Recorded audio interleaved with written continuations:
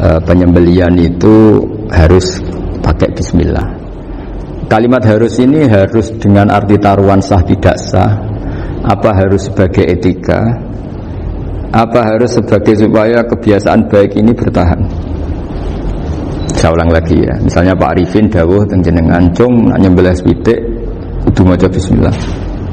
Kalau kamu memotong hewan harus baca bismillah. Kata harus itu apa artinya syarat sah, sehingga kalau tidak baca tidak sah.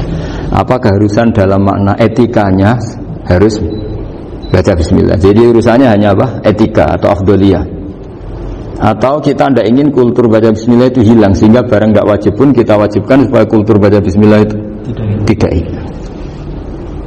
Nah, Imam Syafi'i itu milih yang tidak wajib. Itu hanya urusan etika. Sehingga zabihatul muslim meskipun tidak baca bismillah, baik secara sengaja maupun lupa tetap halal ya, tetap sah, tetap halal.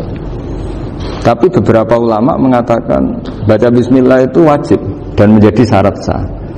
Ya kira-kira karena pamit tadi, yang beri nyawa itu Allah, kok apa yang menghilangkan nggak pamit, sudah menghilangkan nyawanya ayam dimakan lagi. Wah itu selingkuhannya kan masih marah itu. Selingkuhannya, pacarnya, anaknya, cucunya itu kan marah itu. Tapi kalau pamit yang punya kan enggak. Coba kalau ayam cantik yang pas kamu sembelih itu lanangannya kan mangkel itu. Kalau kebetulan sudah tua kan terus karep-karepmu kan gitu. Jadi apa? Itu yang tahu Sarah. Saya ulang lagi, yang tahu Sarah, karena ini sudah jelimet, sudah jelimet. Sehingga enggak ada kitab matan yang induk kecuali disarai. Dulu ada kitab namanya Takrib, karangannya Abi Suja. Terus disarai kecil sekali oleh Fathul Qorib, ya, oleh Ibnul Qasim Al-Huzi itu. Terus disarai lagi oleh Bajuri. Jadinya Bajuri itu sudah sarhun ala sarhin warifin, ya, sudah sarhun ala sarhin, bukan sarhun ala matnin tapi sarhun ala sarhin. Nah, kenapa? Memang kita butuh itu. Saya ulang lagi, kita butuh itu. Nah, kenapa butuh? Ya karena mau tidak mau. Saya ulang lagi, mau tidak mau. Karena matan itu seperti itu. Misalnya matan cerita, yang dikatakan menyembelih itu apa? Ya nyembelih itu ya nyembelih itu memotong hewan. Terus motongnya dari mana? Kalau kamu motong hewan dari mana coba? Dari belakang atau dari depan? Dari mana? Depan misalnya. Pertanyaannya, ketika dari depan itu paling penting terpotong al-khulqum wal mari misalnya. Yang satu majrur to'am, yang satu majrur ruh, ya gitu, majrur nafas. Tapi andekan dari belakang gimana? Tapi tetap terpotong. Mulai ribet kan? Kalau kubu sebelah kan enak, pokoknya nggak sunah Rasul seperti itu, nggak mau debat. Tapi kita tidak, cara berpikir tidak gitu. Ini kan status hukumnya halal apa haram ketika ada orang motong hewan dari belakang. Nah, terus kita berdebat kan, mesti berdebat itu mau dibilang haram, nyatanya memenuhi syarat apa tadi, pemotongan. Hukumnya kena, amarinya kena. Mau dibilang halal, jangan-jangan pitiknya sudah pingsan, sudah mati karena dogrok-dogrok dari belakang. Nah, itu terus ulama debat, kan mungkin juga. Ya kan, pitiknya sudah setengah kena corona, pingsan terus. Ya kan, sudah pingsan terus digorok. Nah seperti ini mau tidak mau kita harus detail. Detail artinya yang dikatakan menyembelih itu apa? Ya nanti tak bacakan tak di Bajuriya sekaligus ijazah untuk jenengan semua. Saya tadi alhamdulillah ketemu Pak Arifin lama, ngendikan panjang lebar tentang pentingnya ilmu. Yang dikatakan menyembelih adalah mematikan hewan yang hidup dengan kaifiyah syariah.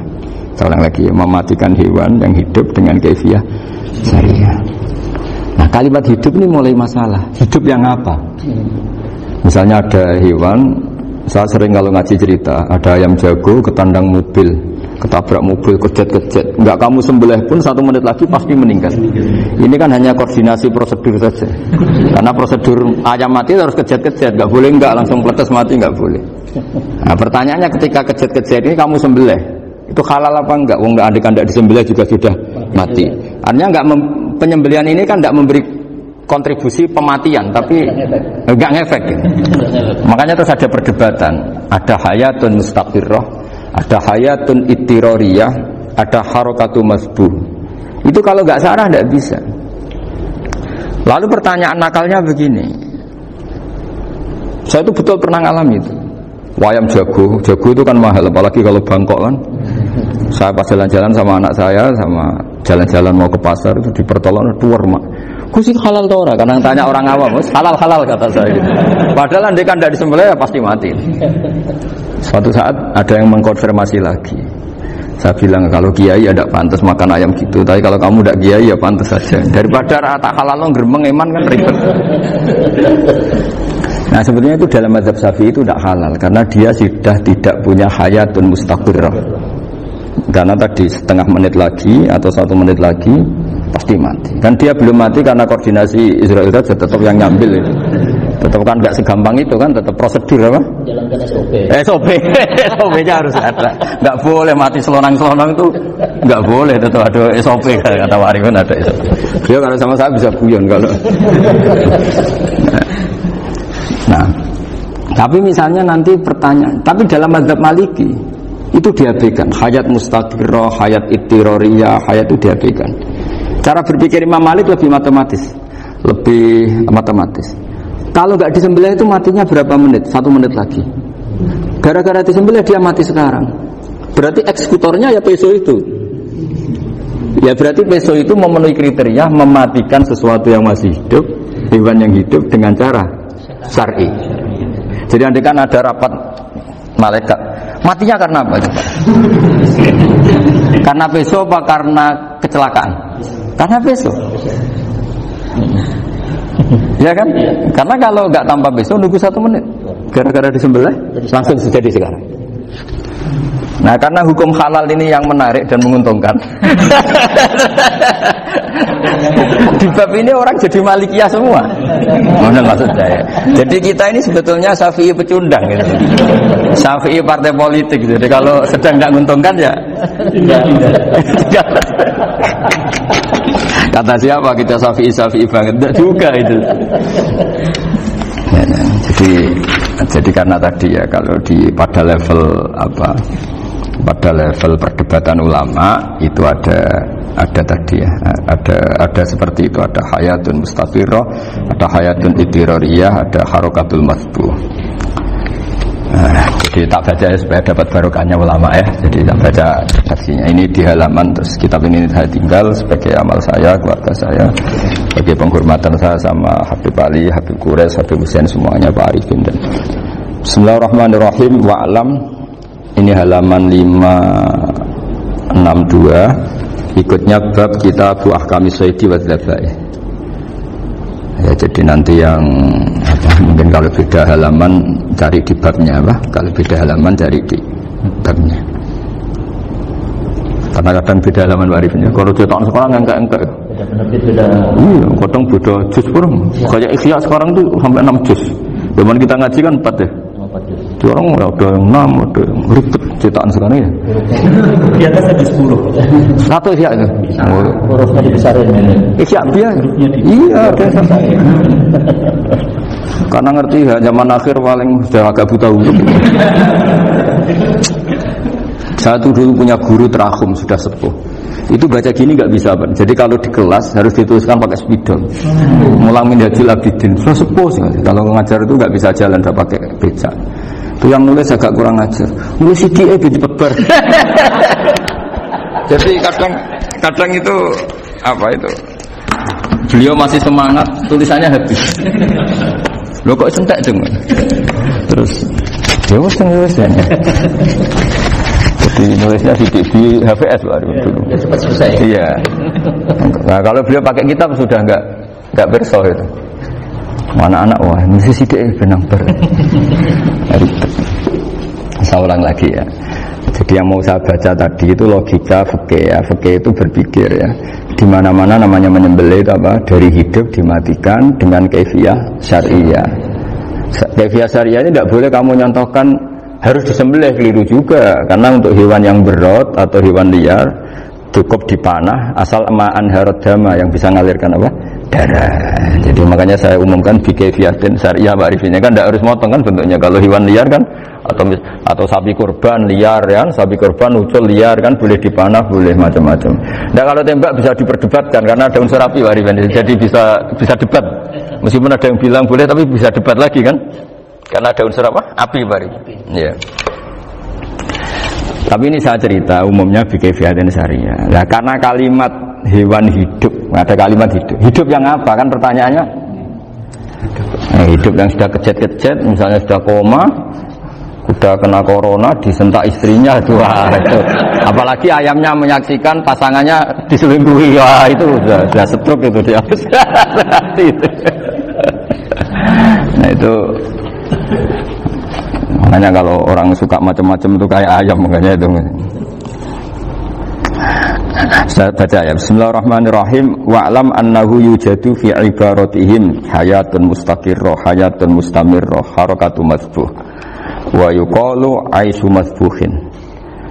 Wal farqu bainaha annal hayata al mustaqirrah yakunu ma'ha ibsarun bi ikhtiyarin wa nutqun bi ikhtiyarin wa harakatun ikhtiyariyah. Wal hayat al mustamirrah ya allati tastamiru ila khurujir ruh minal jasad. Wa harakatul masbuh ya allati la yabqa maha ibsarun bi ikhtiyarin wala nutqun bi ikhtiyarin wala harakatu ikhtiyariyah. Bayakun maha ibsar wa nutqun wa harakatun ittirariyah ini. Wa ba'duhum farraqa bainahuma. Sampai saat terus ini. Jadi ini perbedaan-perbedaan pandangan ulama. Nah, Imam Malik itu mengabaikan semua istilah itu. Yang penting pas mbok sembelih iku kecelok urip, orang Jawa kecelok urip.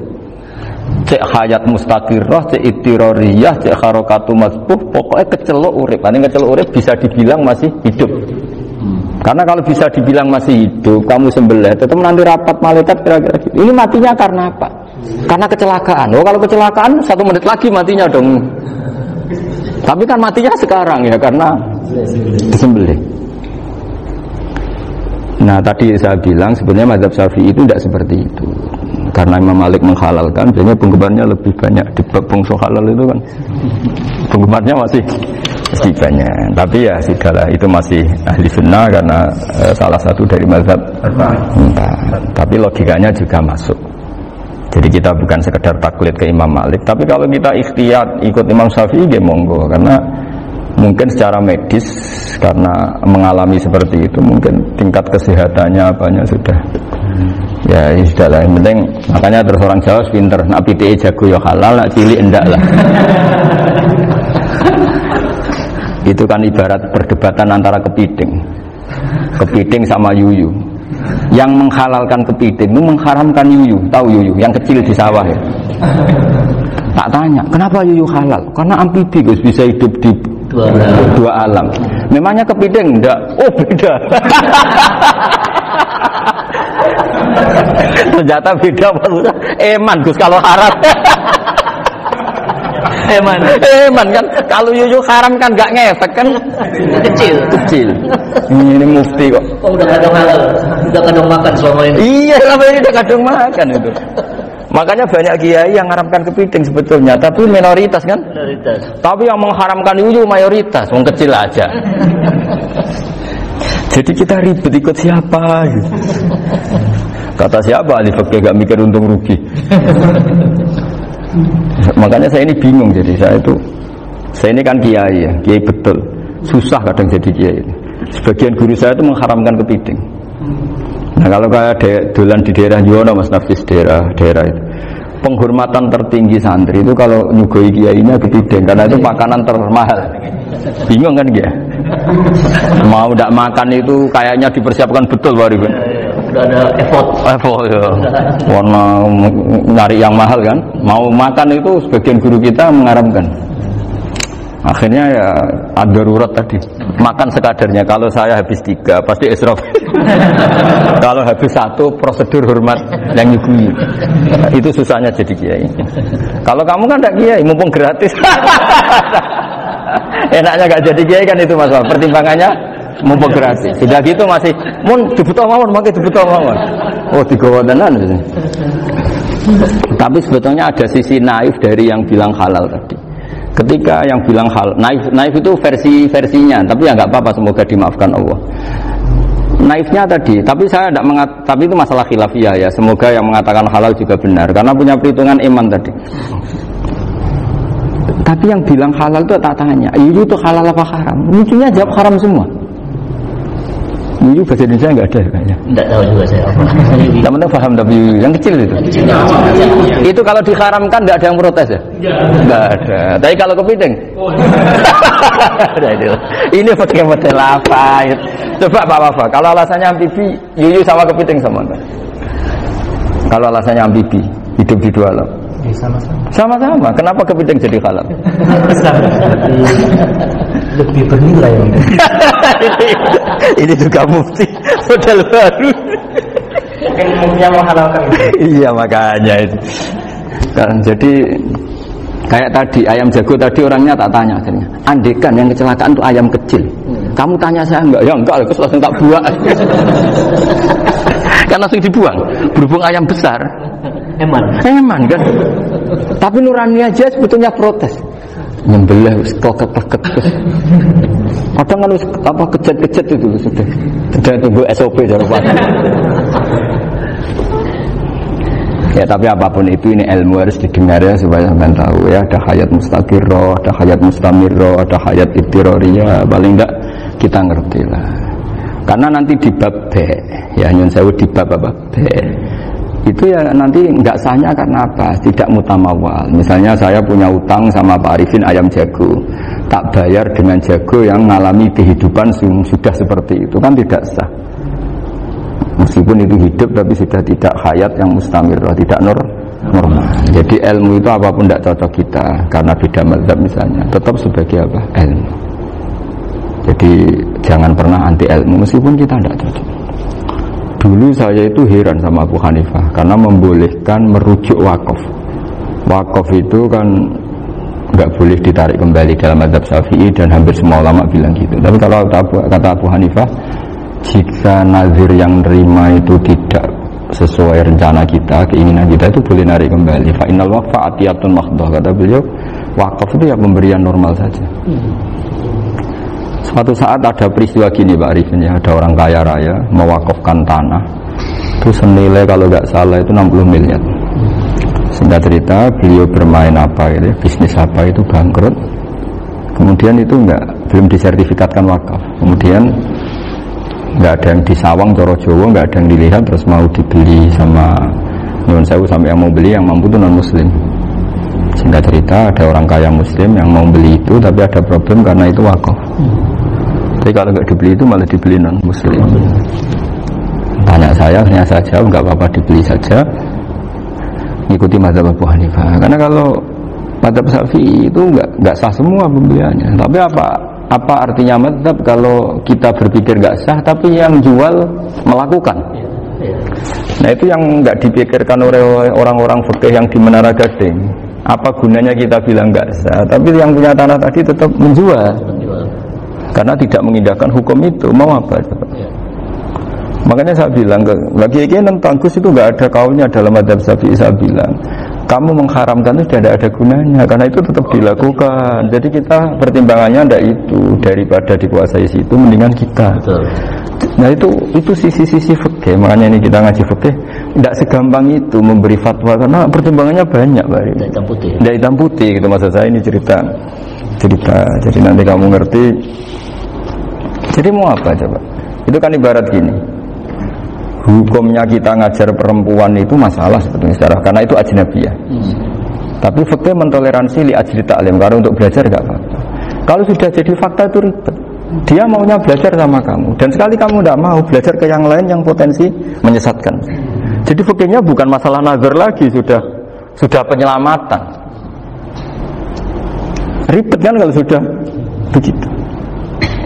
Saya punya kenangan yang menurut saya itu harus jadi trauma. Siapapun harus jadi trauma. Ini cerita sedikit. Ini masih ngaji fikih, pertimbangan. Ada orang itu sangat khusyuk, sangat khusyuknya di rumahnya Pak Wafa itu nggak ada TV, nggak ada motor, nggak ada apa saja. Ketika anaknya berkembang agak dewasa, itu pertama naik motor itu ya utang jasa sama kawan-kawannya. Pertama dia ngelihat nikmati TV ya dari kawan-kawannya. Corong Jawa, mbek tanggane lah. Padahal orang tuanya ini protektif justru karena banyak tangganya sing nggak pati Islami lah. Ya mereka orang Islam tapi ya nggak sholat nggak apa. Singkat cerita orang tuanya ini datang ke rumah sana nangis mereka. Nangis Gus, sekarang saya ikrar bahwa mazhab Abah jenengan Kiai Nur Salim bapak saya itu mazhab jenengan itu lebih hebat imam mazhab kulo. Nangis dia.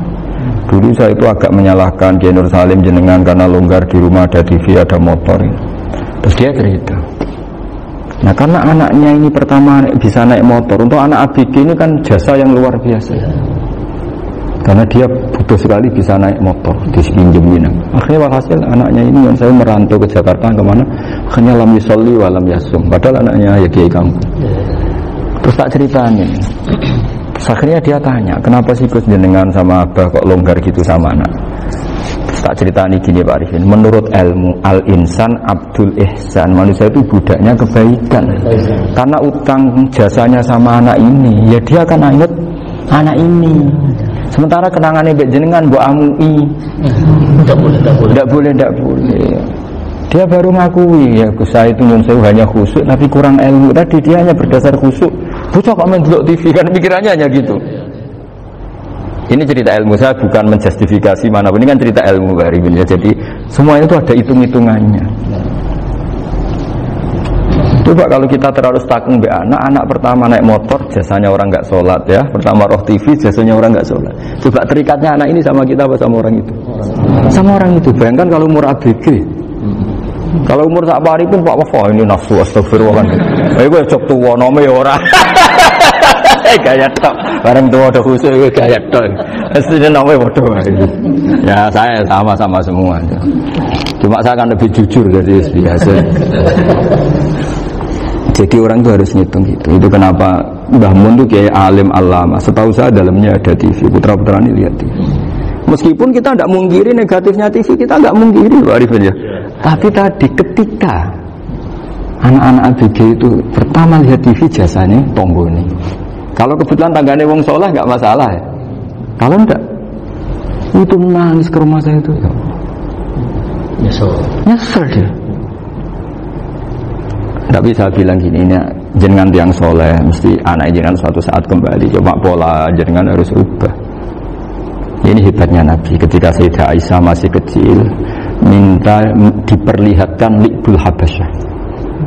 Itu ya diturutin kan masyhur itu.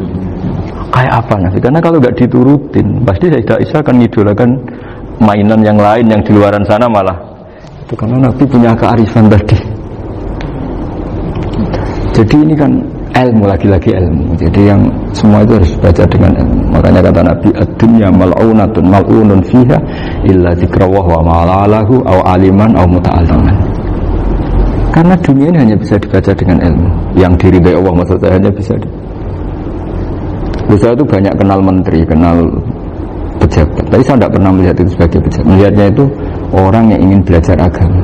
Karena sekali salah melihat, yang hidup itu tamaknya Pak Arifin. Yang hidup kan tamaknya. Saya kenal orang kaya kok melihat kaya, yang hidup itu tamaknya, ingin dapat ini. Tapi kalau melihat itu sebagai hamba Allah yang ingin belajar, insya Allah kita selamat dari tamak. Meskipun kita ya manusia tidak sempurna. Setidaknya ketika dia lomo atau tidak lomo, nyalami template apa tidak ngefek, karena kita melihat ini mau belajar. Tapi kalau kamu didorong tamak, katanya orang kaya ternyata nggak tahu haknya kiai, ribet kan? Ribet. Nah kalau kamu punya santri cantik ya lihat itu sebagai santri kamu. Jangan melihat ini mau nggak sama saya, kalau enggak ya wah ribet kalau gitu. Ini anak-anak muda harus dilatih ikhlas, bahaya ini santri-santri sampean kalau nggak dilatih ikhlas ini bahaya. Karena ini belum punya penggemar pejabat, paling ya anak-anak yang ya tadi ABG. Jadi lah Sarah kembali lagi Sarah itu membicarakan itu detail. Jadi ya makanya kenapa orang mati yang lahir langsung meninggal itu nggak wajib disolati. Alasannya fikih ya lucu. Karena dikatakan sholat mayit, di mana-mana mayit itu sabakohu hayatun. Di mana-mana namanya mati itu terdahului oleh hidup. Nah ini nggak pernah hidup langsung mati. Jadi begitu yang kadang lucu. Ya gitu aja alasannya. Kamu nyolati apa? Mayit. Kenapa kok mayit? Ya mayit itu namanya mayit Orang mati. Orang mati artinya pernah hidup. Lah itu sarah. Jadi ketika matan hanya cerita wasiktu alladzi lam yastahila, enggak pernah nangis, lam yusalla alaihi. Sarah bilang mergo ora tahu urip. Kalau enggak pernah hidup berarti enggak bisa dikatakan mati. Kayak sampean miskin itu kan enggak bisa dikatakan bangkrut.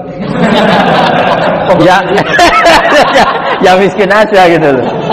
Kan gitu ya. Karena nggak pernah kaya. Kayak Mas Nafi nggak bisa dikatakan, oh itu Qurannya lupa gimana? Nggak pernah hafal. Jadi yang dikatakan lupa itu pernah hafal. Nggak lupa nggak apa, Gus Qurannya lupa, gaya nggak pernah hafal kok bilang apa? Lupa gitu. Nggak boleh Pak Wafa bilang saya ini bangkrut apa? Nggak pernah kaya kok bangkrut. Jadi semua itu ada aturannya itu. Nah itu sarah, lagi-lagi sarah. Jadi bahkan banyak yang sarhun ala sarhin. Jadi kayak kitab takrib itu disarai Fathul Qorib. Jadi Fathul Qorib itu juga sarah. Disarai lagi Bajuri. Nah, itu termasuk cerita itu ya, cerita-cerita. Bismillahirrahmanirrahim. Ya, wa yakunu qad umma dzikira daf'atan wahidatan la fi daf'ataini islam tujad al hayat al mustaqira inda daf'atis saniyah amma idza wujidat al hayat al mustaqira daf'as saniyah fayakhilu al masbuhu aidan fasartu wujudul hayat al mustaqira fi ibtida'il waqti akhir marrah wa makharu dzalika inda tulil fasli wa illa fala rafa'a sikina wa ada fawran aw alqaha liqaniyaka latan wa akhadha ghayraha fawran aw saqatat minhu wa akhadha ghayraha halan aw qallaba wa qata abiyama bagi hal al masbuh. Jadi ini masalah sarah. Sarah itu sudah detail. Misalnya gini, kamu motong ayam. Motong ayam harus sekaligus sret jadi. Jangan sampai nyuwun sewu dua kali. Jangan-jangan misalnya gini, ayam tak potong pas ke kiri separuh. Ya, ke kiri separuh apa hulkumnya. Pak Arifin datang, Assalamualaikum Gus Pak, waalaikumsalam, terus santai jagungan dulu. Jagungan sampai besoknya itu enggak meneruskan.